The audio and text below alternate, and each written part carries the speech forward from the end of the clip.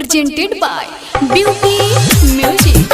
ओहे भाई जाई सोना जन्नाही सहाई DJ मनीष रक्सौल। ओहे भाई जाई सोना जन्नाही सहाई।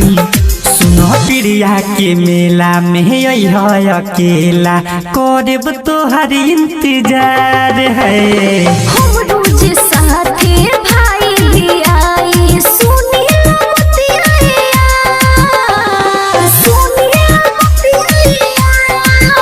सुनो प्रिया के मेला में है अकेला करब तोहर इंतजार। हम रोज साथे भाई भी आई सुनिया बतिया है जहाँ जहाँ हम जाइब ओहे भाई जाई प्रिया के मेला में खेललू खेला सुनो जन्नाही सहाई। DJ मनीष ओहे रक्सौल। भाई जाई सुनो जन्नाही सहाई। ओहे भाई जाई क्यूट रिकॉर्डिंग स्टूडियो गुरुवालिया बाजार कुशीनगर।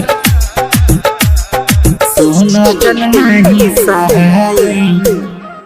ओहे भाई जाई सोचले रही हमके तू बोलैबू संगे संगे सुन फोटो खिंचवैबू।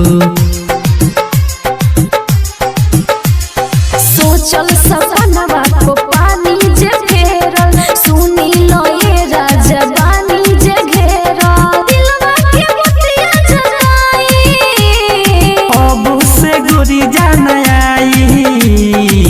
जहाँ जहाँ हम जाइब ओहे भाई जाई प्रिया के मेला में खेललू खेला सुनो जन्नाही सहाई।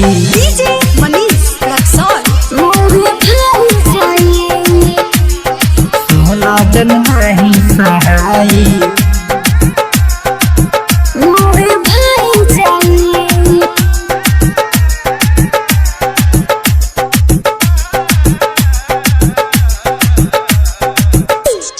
सुनो जन्नाही सहाई।